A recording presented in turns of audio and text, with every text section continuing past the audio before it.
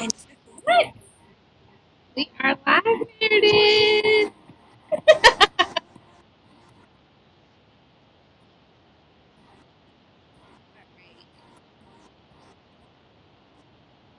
You know that my little blur thing only works. And let's see.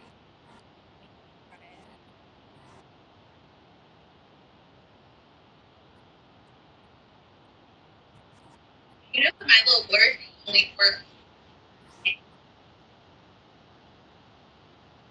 Did it? You're so funny. So yeah, it only worked like in the my blur with our thing. Oh, music's only. Let's do that one more time.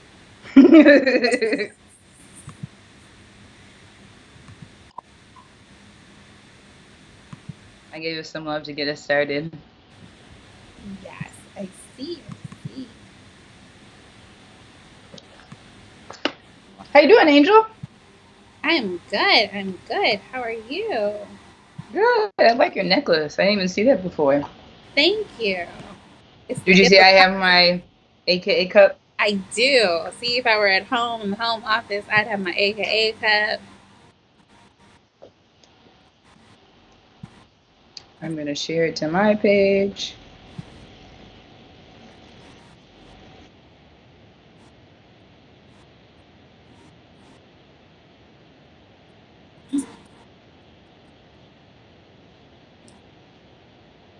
I'm like jealous of like my unblurred background, but it like gives me the opportunity, like in the setting. I just Okay, post it.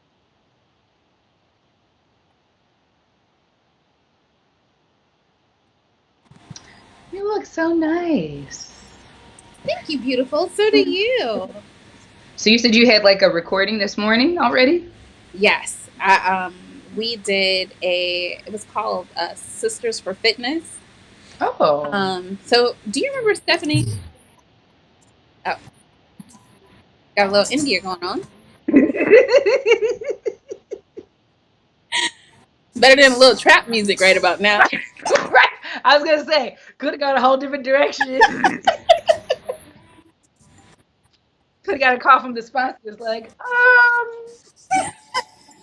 talk about music. Yeah, I feel like India Irie is in the vibe.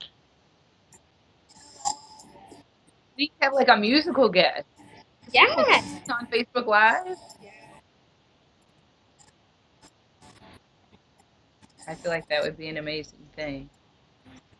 So we said we're going to 205 with like just chatter and stuff, right? Or Yeah. what do you want to do? Well, I mean, I think that in the meantime, I just want to cheers to you on, first of all, getting here on time, technology set up. I mean, MailChimp, back end. Cheers to you. Thank you, Boom. darling, darling, darling. I'd like to make a second cheers to Howard University School of Communications for teaching us both to be ready on time and prepared and pick good people. Yes. It's me and Boss So with Babe. that, yeah, with that, I feel like, yes, we can call to order the first episode of Office Office Hours hours. podcast. Yes, yes, yes. So, in getting started, it's only right to welcome our guests and want to thank you for being here for our first episode of Office Hours. I am your co host, Angel Livas, and I'm your co-host, Meredith Crosby. yay! So, we know that people are going to funnel in all at different times, and some people will watch this later on. But we wanted to give everybody a sense of how office hours came about. And the brainchild behind Office Hours is Miss Meredith Moore Crosby. And I think that the genesis of it for her, and I'll let her expand upon it, is we both were constantly having people like come to us and say, hey, I need help as it relates to business. That's what they would say to me. And Meredith, what would they say to you? I need help with my life or my career. Right. And so it was like, instead of us spending all this time individually, just, having one conversation here, one conversation there, why not create a space for us to open up our hours and allow people to have a real conversation with us without paying our hourly billable rates? Aren't cheap. No, they're not. And really being able to just like connect with us, get some information, and it's not just one of us. Now you get double trouble and double assistance. So, Meredith, thank you for the vision. Thank you for having that mindset to not be afraid to collaborate with somebody else. Because as we know, as women, that is a thing. We have this fear of, somebody shining brighter than you or stealing your clients or doing more. Mm-mm. I can never do what Meredith does, and Meredith can never do what I do. At least not the way that we do it, right? No. And even in pulling this together, it's just been a beautiful experience because we've been able to just do what we do best and bring it all together and make magic. Yes. It's amazing. Thank you, Angel. That was like such a beautiful introduction. You are so good at what you do. Come on, come through. Yeah, for me, this kind of started when I got the opportunity to go to Sharjah in United Arab Emirates to this international government conference. And it was all these women from around the world talking about in communications and technology, like what's happening. Mm-hmm. And there was this theme about, as we increase social media, that we're also seeing more depression, you're seeing more isolation. And for entrepreneurs, for moms, it also shows up in a lack of confidence and just not having mentorship in areas of our life where, frankly, women are still new, right? Like, women are new in business, women are new in communications. Like, before Oprah, Oprah is the person I wrote reports about. Right. That was it. Right. And so I struggle with just feeling like I would get these ideas. I mean, we talked about this last night. I would have these ideas of what if we had a fun community space where we could all come together as women of color and support each other? And it would be like people didn't get it. And so then I would start to second guess myself. And I felt like when people were coming to me, so much of it was for validation. What you need to do for your life. You know what you need to do for your career. Right. But sometimes we just need somebody else who looks like us, who understands our life. Yeah. To just say, we give you permission. I support you. Right. And you know me, yeah. I think it's also important to understand what your love language is. Yeah. I think your love language is not just important for knowing how to maneuver in romantic relationships, but also business partnerships. I mean, people tell me all the time, and it doesn't take long. Angel, you need words of affirmation. You need to know, okay, good job. Even last night, Meredith, we were going through things. She was like, oh, so I just want to tell you how awesome you are. And I'm like, okay, thanks. She's like, no, I'm not done. And so it's that knowing who you're working with and being able to provide them what they need. So it's not one-sided. And so everybody walks away feeling like they're winning in a situation. Before we go on, I want to just say a quick shout out to Kandu in Ghana, who is checked in watching the show. Hi, Kandu. Hey. And that already fulfills our whole intention, right? One of the things we talked about last night was, I was like, as long as there's somebody from outside of Minnesota, I'll feel like I did something with my day. So thank you for being here. You just made my whole day. See how easy it is? Joy does not have to be that difficult. I feel like that could be the headline of 2020. So let's talk a little bit about our journey to office hours. Mm-hmm. So I told you kind of the why office hours was created. But I think that there's so much power and inspiration in the when that conversation took place. Meredith, would you like to share, or would you like me to share? You go. Okay. So last week, Meredith and we were supposed to have a business call with a potential client, and the client ended up canceling last minute. And so we ended up on the phone, I would say somewhere between at least an hour to 2 hours, easily. And the conversation went from, okay, this is what's going on with this client. We're not going to worry about that. but what are we going to do that we have some control over? Yeah. And we literally just started brainstorming. Meredith is an amazing she'll transcribe, write out everything, like, so there's no confusion. She's an amazing, she's a copious note taker. um, and so she's like literally like, okay, we said we're going to do this, we're going to do this, you're going to take the lead on this, I'm going to take the lead on that. And so by the end of that conversation, we had to-dos, we had tasks, and the very last thing that we said was, okay, well, when are we going to start office hours? And I'm a now type of person. So I'm like, okay, so I'm going to Thailand next week. So when do I have time between now and Thailand to crank out some things and make some magic happen? And so we said Tuesday.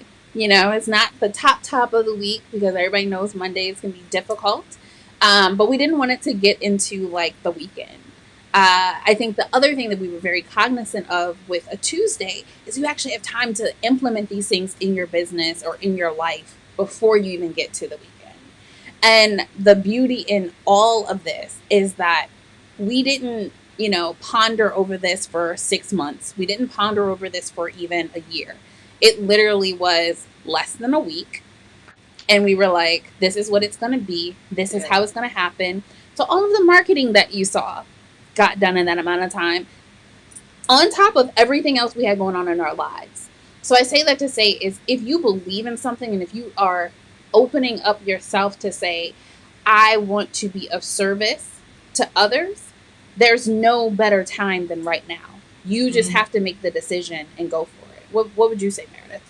Oh my gosh, that's so beautiful. I don't even know what I can add to that. See, here she I mean, goes. I think the biggest thing is, right, that's why it's so important to surround yourself with people who move like you move, and who do have, you know, similar values when it comes to like excellence. Like when we started on this and you were like, yo, I'm doing this, I got this, that for me, it's the opposite of competition, right? It's, I'm motivated by you doing your best. I'm like, oh, I want her to see my best. I want to show you my best. And so it's like, it's a different thing that I really, I remember it all the way back to like Howard. It is truly a different mindset that you do see in successful people, that it is not about, I want to dampen somebody else, I want to take somebody else out. It is, ooh, look at that, I want to do something as good or better. And if that means that I can do it together and have fun and learn with my friend, and like, I'm looking forward to like hang out with you every week. Like, this is amazing. Right. And I feel like so many people we struggle with, and for me, for 2020, I really wanted to make sure that I'm surrounding myself, even though I'm in Minnesota, which is not the hotbed for Black women that you would think that it is. But I wanted to surround myself with that regardless. And I know it's not just me. I know, as you do from traveling globally, like we're everywhere. And so I think that is such a beautiful thing, that it doesn't take a lot of time. It doesn't take a lot of effort to create something that can have a huge impact. And that has to be like the focus. How are you making an impact? Yes, no, absolutely. Now, let me say hi. We have Shay, who just joined us. Thank you for being here. Shay is in Detroit. So look at us. We got people all over. I love it. Detroit. Look at Detroit coming through. Okay, if Minnesota doesn't come through pretty quick, I'm going to start talking bad about Minnesota. Ooh. All right. So, sorry. That's John. Say hi, John. You're on TV now. Hi. This is the best my office is. Welcome to office hours. See, it's live, y'all. It's all the way live. All right. So, that was like our stand-in moment when the kid comes in the door. You couldn't even plan this stuff. Exactly. I love it. All right. So anybody viewing, do y'all have any questions? Like, we're about 15 minutes in, so this is the time that you can ask us anything. Meredith, give them a little bit of overview as to like what information people typically come and ask you about, and where your skill set lie. Because a lot of people, they know us as, you know, who we are. They may know us personally, but how many people understand like the work that we do? And I will start it off by saying that Meredith is the author of the book, the award-winning book, or best-selling book, Getting Unstuck. So Meredith. Sure. So My day job, I am a corporate speech writer, and I do communications with brands and individuals that are breaking through. So I make really difficult concepts like technology, healthcare, retail, very simple. So it's a bit of corporate storytelling. And as a part of that, I'm also an executive coach. So I work with high performing, overcommitted overachievers to make more time in their life for what is most important. My personal mission is I believe that everybody should do what they love. And so I typically get people who ask me questions because either they can't answer that question, they don't know what it is they want to do, and they realize that they are actually in control of their destiny. And so they're trying to figure out how do you motivate themselves, or it's somebody who does know what they want to do and they realize that that's not what they're doing right now. And so it's questions around how long do I live like this? And how do I make a real change in my life? Right. So those are some of the questions I get. Now, Angel, what do people typically ask you? I can only imagine with side hustle to main hustle, like entrepreneurship, but relationship advice too? Yeah, so typically I get questions definitely around how do I manage traveling, my crazy travel life when I have two young kids. How do you manage fulfilling your purpose when you kind of like what you said feel kind of stuck or obligated to a particular situation? Like how do you maneuver through and overcome whatever obstacles that may be holding you back or holding you down so that you can't be your greatest self. So all of those things, and just definitely helping people, mainly women, transition from having a side business into, having full-time entrepreneurship. So those are a lot of the questions that I get, or they're stumped in their business and they're just like, I don't really know where to go from here. Do I keep going? Do I give up? Do I, go back to corporate America? And the most prominent thing that I think that people have been asking me as of lately, because of the work of Women Behind the Business, is the women winning in government contracting. Being able to introduce women to government contracting, what that looks like, what opportunities exist for them. So, girl, all things business is pretty much what people ask. So that is kind of like a brief overview of what people typically come to us for. And I just got to give Meredith was so modest. Meredith was like she worked hand in hand with the first African American CEO of the McDonald's Corporation, and has a wonderful relationship with him. And I'm sure you've been mentored through him and so many other prominent people. So Meredith is a wealth of information. Again, this is a free platform. The time that we are giving away to you all, we really want y'all to ask us questions. Now, we do have questions that people direct message us ahead of time. So we will get into those. But since you guys are here live, we wanted to open up the floor to you first. But if y'all don't ask any questions in the next 30 seconds, we're going to shoot to one of the questions that was already sent in.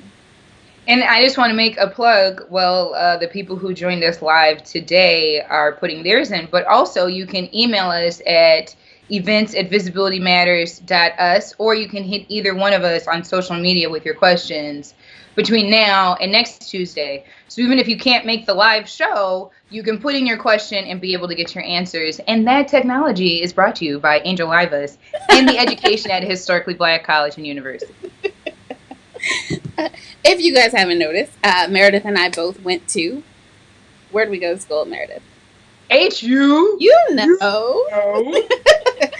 All right. So we have Radisha, who has a question for us from the Bahamas. So we got Ghana, we got Detroit, woo! We got Bahamas. I'm loving this. Awesome. All right. Is it warm in the Bahamas? Is it warm there now? We'll wait and see what she says back. All right. So her question is, how do you know when it's time to transition from employment to self-employment or owning a business? Okay. So a couple of things that you should look at. One, your finances.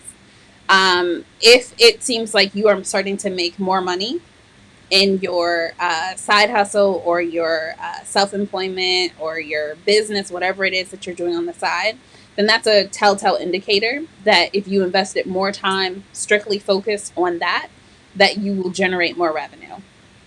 In addition to that, you also have to think about like how you're feeling. If you are completely tapped out at whatever it is that you're doing because your heart's not in it, it's going to show up and it's going to tell in the work that you're delivering. And so sometimes you just have to like dig deep and say, okay, look, have a real come to Jesus meeting with yourself and say, if I keep going down this path, is it going to make me any happier? Am I going to generate any additional results? And if the answer is no, then that means that it's time for you to start taking those steps, like identifying, okay, do you truly believe in yourself? And do you have what it takes to start your business? And then start writing out a plan. What does your transition plan look like? Are you going to stay in this job for 2 months? Are you going to stay for 2 weeks? Whatever it is, just make sure you start to document exactly what it looks like, what your strategy is, so that once you leave, you're not stuck like, I ain't got no money coming in. Because that's the reality. Most people stay stuck in their jobs because I feel like they're in bondage to that paycheck. So making sure that you are open to, open and like, just well equipped with everything that you need to move forward in that business. Meredith, do you have anything you want to add to that? Yeah, I would just say, I think you're absolutely right. Like the majority of the time, our decisions are motivated by finances and by fear. Mm-hmm. So, I mean, I think that would be the only thing I would add in there is really being honest with yourself about what it is that you're afraid of. Is it having that money on hand? Is it having a plan for how you're going to continue to grow and develop that business? Are you even just wondering, is that the business that you want to do full time? So I think just taking that time to explore and really do your research on the front end, whatever you can do to make yourself feel really confident. I know like for myself, it was not so much like the pull of this is what I want to do. It was, I know I don't want to do this anymore. Like, I know I don't want to be coming back here no more. So it was different, right? So I just want to acknowledge that, like, I did not have a great plan. In fact, when I told my parents, when I told my dad specifically that I was quitting, he cussed me all the way out. Like, what are you doing? This is the dumbest thing I've ever heard of. So I think knowing if you're running from something is important, because then it might not be that you really want to start a different job. It might just be this job is not the right job for you. And I think that's how you get some people who will get into entrepreneurship and they weren't really honest about, it's not less work, like true or false. No, it's more work. It's definitely more work. Mm-hmm. Yeah, it's 100%. Like, so I think that's important as you think about making that mindset shift. Like if you can, to your point, if you can start doing that now, you'll waste less time when you switch over, and it's really your money. And the other thing that we talked about briefly before the show last night was sometimes when you're in those positions, it teaches you what you don't want. Yes. Right? It teaches you, like, I think, Meredith, you gave the example last night, like, I don't want a job where my boss schedules a meeting at 8 a.m. and then sends me a cancellation notification at 7:59. I don't want to work around people like that. So sometimes there's lessons in being in what I call valleys. And you're able to take away as much information as you can. So even if you do start that business, you know what not to do. You know different policies to put in place in your employee handbook. Like, this is not permitted on these premises because I'm in control of this. Yeah. Yeah. I want to give a shout out. I think Smokey just tuned in all the way back from HU. What? ATL. Hey. But yes, that was when one of the mini jobs that I quit. And when I wanted to quit, my parents said, just pay attention. If you don't like it, learn what you don't want to do. And I was like, well, so that's why I always try to be sensitive to people. Like, sometimes legit, your job is killing you. That's a real thing for people. Mm-hmm. And you have to, like you said, make a real plan. Like, that's the first empowering step, is just being able to articulate, this is what I need to do, and then checking those milestones off of the list. Now, if we don't have any more questions for people on the line, Meredith, you want to go to one of our questions that came in earlier? Yes. Do you want to give a second, or I can go into it? Because it was a pretty good question. Okay, go ahead. No, go ahead. Okay. So, yes, go with my question.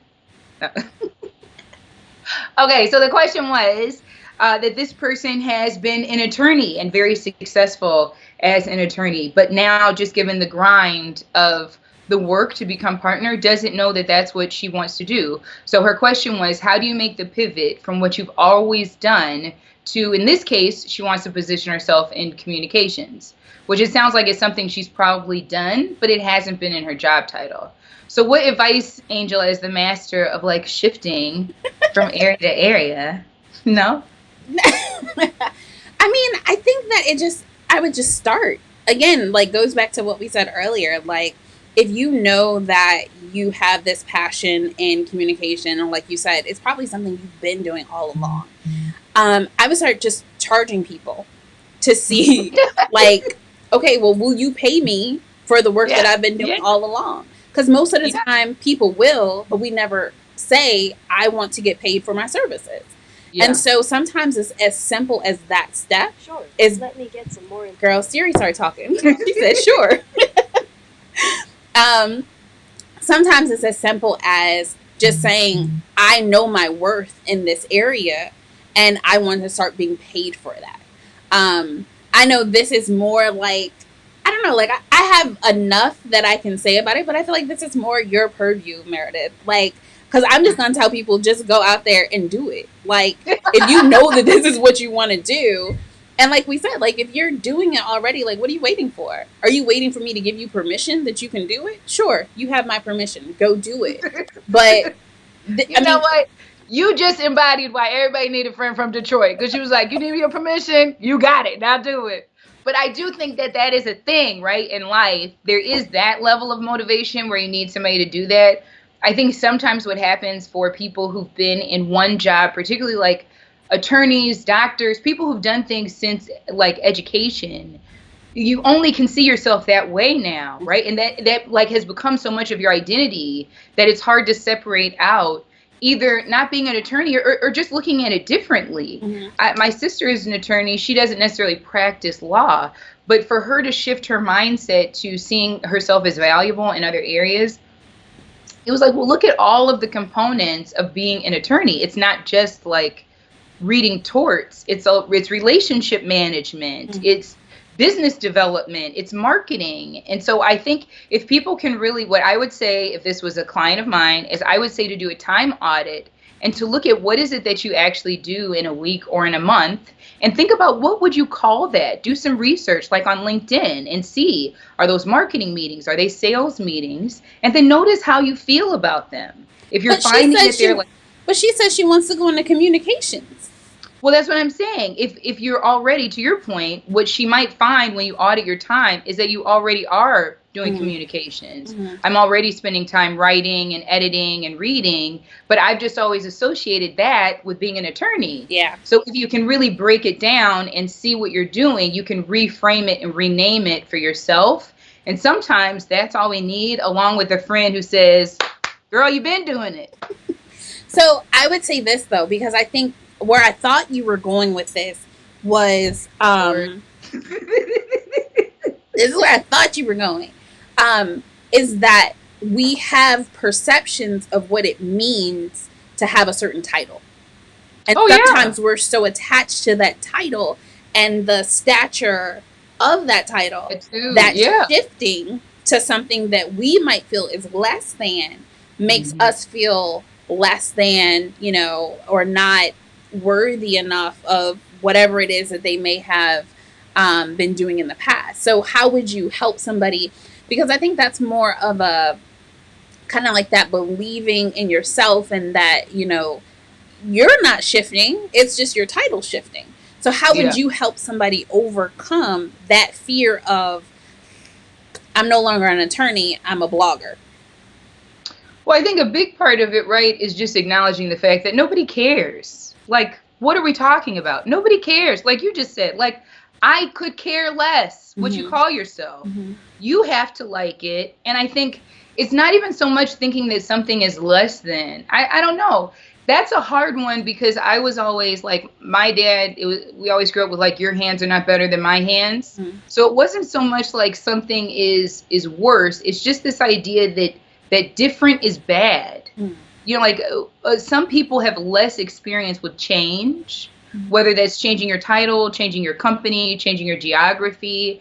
And so I think if you can find a way to get comfortable with that, to get excited about change and what that means for you, instead of fearing that and fearing what could be different. So one of the things that I find helps me is to actually like use examples to interview people. And for some people, they call that mentoring. But that to me is a longer term commitment.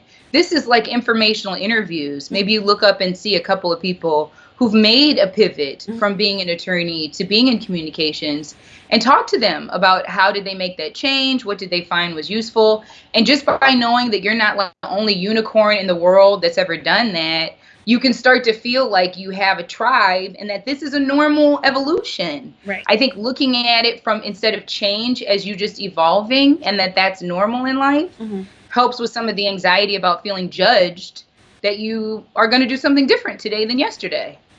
Now, hi Julio. Julio just messaged us as well. Hey. He's here in DC. All right. So my other question that I would have then is how would you help somebody who really feels like they're trapped, right? In the sense that they know that they can do it. They have no doubts in their mind. They're ready to go, but their family doesn't support their decision. Their family, kind of like what you said, like your dad was like, girl, get your life. Like, I don't know what you thought or why, but no. Yeah. How do you help somebody transition if they feel like they're stuck in that regard? And again, this is Meredith Crosby, the author of Getting Unstuck. Yeah. So I think it's a couple of things here. I think that for one part, when it's your family that doesn't understand what it is you want to do with your life, right? The first part of that is releasing that it doesn't matter what you're like.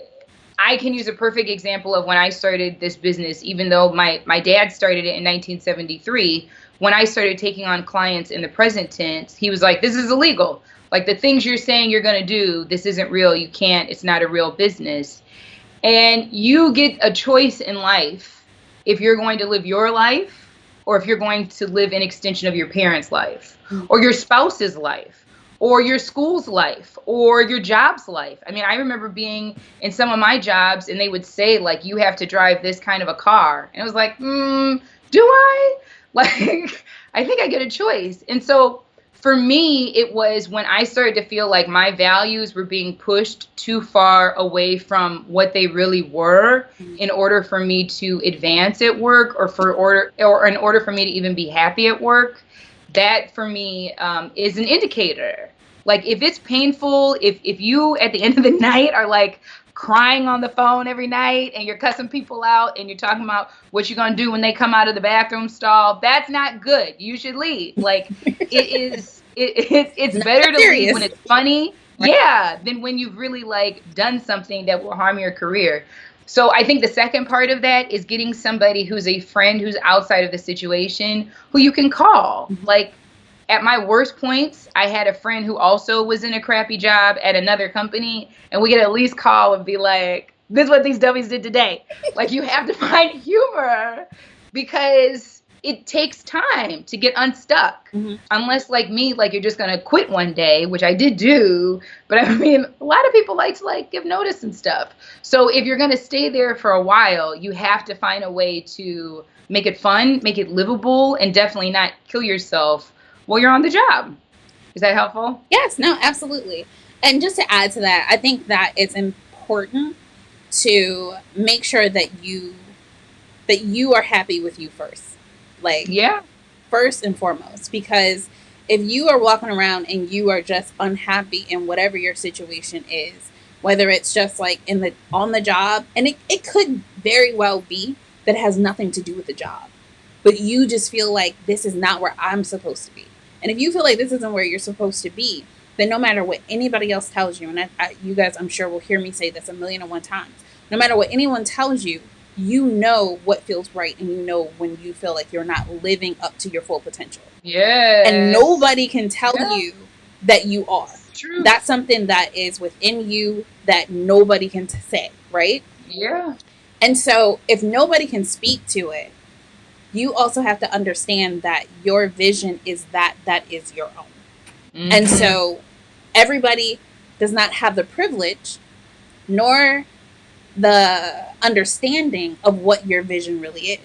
Sometimes you can be around a whole bunch of blind people and you not even realize that they don't understand what it takes to walk in your shoes, because your purpose for your life is not the same purpose for their life.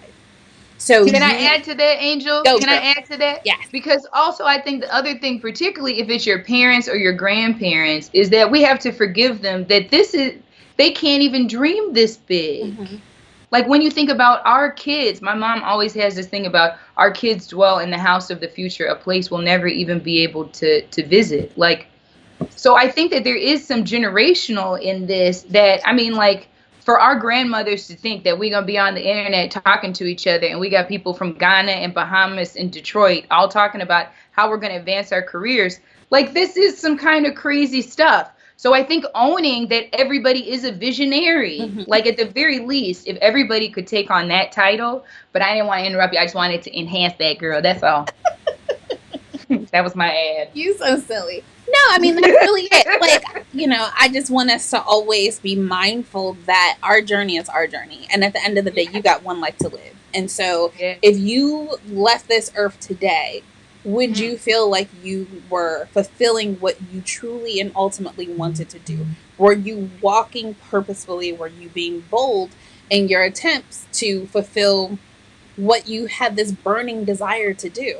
Like that burning desire, like when you're able to say, yo, like when you can put a check mark next to something that's going towards you reaching that goal, it feels good no matter how big or how small it is. And so, you know, whether it's a tiptoe or a run or a leap, like just make sure you're moving forward in the direction of being able to walk boldly in your purpose. So we are out of time. We said we were going 30 minutes. And I want to hold true to that, at least until we get a sense of like what you all think. So we hope that you all will share your feedback. Definitely, you know, write us, let us know what you thought about the first office hour show, what you would like to see more of, what you would like to see less of. Meredith, you have a link that people can go to where everybody, if you want, you can subscribe to receive the show if you're not able to join us every Tuesday at 2 p.m. or Tuesday at 1 Central Standard Time, because Meredith is in Minnesota and I am here in DC. So, Meredith, can you shoot them that link? I will. I will drop it in the chat there. Okay. And once that is there, then we can say sayonara. But we appreciate you all for taking the time to hang out with us in the office for the last half hour. We look forward to seeing you all next week. Next week, I will be joining you live from, I think I'll be in Bangkok or Phuket. I have to double check my schedule. But wherever I am looking forward to being here with you all. That link is eepurl.com/GPLJYL. It is in the chat. So you don't, if you missed it, it's there. You guys can grab it. And you can send us your questions to events@visibilitymatters.us. And again, it's been so good hanging out with you all, and we will see you next week, same time, on Facebook Live. Meredith, any last parting words? I just want to say, put on your notifications so that you'll know next time that we go live and you won't miss a minute. Yes. But thank you for joining us. Yes, and thank you, Angel. Oh, absolutely, Meredith. This has been awesome. Two things. We have our Woman Behind the Business retreat that is in Nassau, Bahamas, February 20th through 24th. If you are interested in learning more information, please check out our website, wbbtalk.com/registration. And I said BBW, B as in boy, TALK.com/registration. Did you have anything else? No. Have a wonderful day. All right, y'all. We'll see you next time. Bye.